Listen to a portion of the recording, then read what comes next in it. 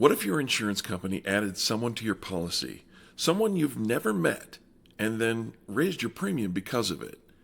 It sounds like something that couldn't possibly happen, but a lawsuit filed in Florida alleges that a major insurance company may have done exactly that.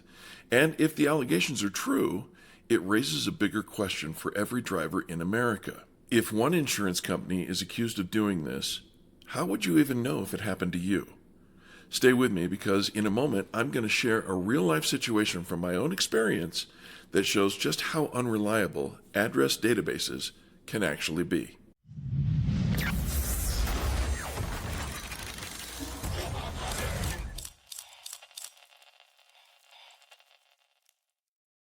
Welcome back. Stories like this make it easy to understand why so many people struggle to trust the very insurance companies that ask us to trust them with our financial protection. According to a recent article published by Repair-Driven News, a lawsuit filed in Florida alleges that GEICO used third-party databases to identify licensed drivers associated with a policyholder's address. Those individuals could then be added to the policy as potential drivers. And when additional drivers are added to a policy, something very predictable happens. The insurer may determine that the risk has increased, which means that the premium can increase. But what makes this case particularly interesting is what the lawsuit claims happened when customers tried to fix the situation. We'll come back to that in just a moment. For those of you who may be new here, my name is Reamer. Normally, I'm joined by my co-host, Rob Grieve, but Rob couldn't be with us for this episode. He sends his greetings and looks forward to being back with us soon. Today's story touches on something that affects nearly every driver: trust.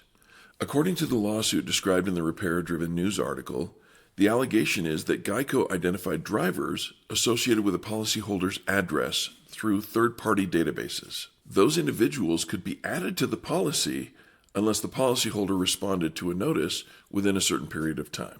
Now again, these are allegations that will ultimately be decided through the court system, but the lawsuit goes even further.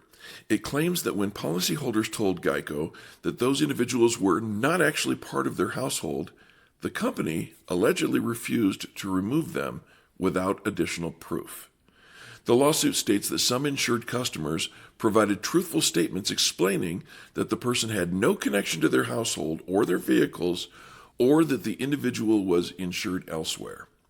According to the complaint, GEICO allegedly required documentation or third-party verification that was not disclosed in the original notice and not required by the policy itself. The lawsuit claims that those requirements could be difficult and sometimes impossible for policyholders to obtain. In other words, the allegation is that the burden shifted to the customer to prove that the database was wrong, and that raises a very serious concern because databases are wrong all the time. Let me share a real example from my own life that illustrates exactly how this kind of data problem can happen. My wife and I rent a property south of Denver, and week after week we receive mail addressed to people who don't live at our home address any longer. Not just one person, multiple generations of former tenants, people who moved away years ago, mail addressed to the previous owner of the property. In fact, the previous owner passed away more than 5 years ago. And yet the mail keeps arriving. Bills, invoices, credit offers, collection notices, advertisements, all addressed to people who have absolutely nothing to do with this property today. The landlords have contacted the companies. They've submitted change of address notifications. They've corrected records where possible, and yet the mail still shows up week after week, year after year. So if databases can't consistently keep track of something as simple as who lives at a specific address, it's not hard to imagine how those same databases might produce incorrect assumptions about who lives in a household. And that's exactly the kind of data that insurers sometimes use to evaluate risk. Now, let's step back and look at the bigger picture. Insurance companies rely heavily on data. They use it to evaluate risk. They use it to set premiums.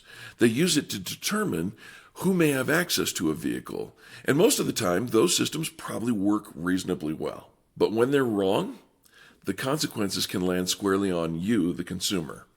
Imagine discovering that someone you've never met is listed as a driver on your policy. Imagine finding out that your premium increased because of it. Now imagine trying to remove that person, only to be told that you now have to prove the database is wrong. That's the concern raised in this lawsuit. And whether those allegations are ultimately proven or not, the situation highlights a very real issue. Automated systems can make assumptions about consumers that consumers don't even know exist. Which leads us to a question that I think many drivers will find themselves asking. If one insurance company is being accused of doing something like this, is it unreasonable to wonder whether similar systems might exist elsewhere in the insurance industry? That's not an accusation. It's simply a question about how modern insurance systems work. Because the more automated these systems become, and by the way, they are becoming more automated day by day, the more important transparency becomes for consumers. So here's something practical that you can do. Take a few minutes today to review your insurance policy. Specifically, take a look at your declarations page. That one's easy to find. That's the document that summarizes the key details of your coverage. Check the drivers listed on the policy. Make sure they're actually people who live in your household or regularly drive your vehicles. Check the address associated with the policy. Insurance companies use that address to determine where the vehicle is normally kept. That's sometimes called the garaging address, which simply means it's the place where the vehicle typically parks overnight. If the address or driver information is wrong, that can affect your premium. And finally, look for any recent policy changes or premium increases that you didn't expect. If something doesn't look right, contact your insurer and ask for clarification. Look, insurance is built on trust. Consumers trust that the information on their policy reflects what they actually told the company, and they trust that changes to that policy won't happen without their knowledge. Stories like this lawsuit remind us why it's important for drivers to occasionally take a closer look at the details. And if you've made it all the way to this point in the video, I think you're really going to appreciate the video that's appearing on your screen now. It explains another insurance issue that many drivers never discover until it's too late, and understanding it could save you a lot of frustration and perhaps money down the road. Thanks for taking the time to watch today. My name's Eric. On behalf of Rob Grieve and Nyland's Collision Center, thank you again. Happy Saturday. We'll see you next week. Go ahead and click that next video now.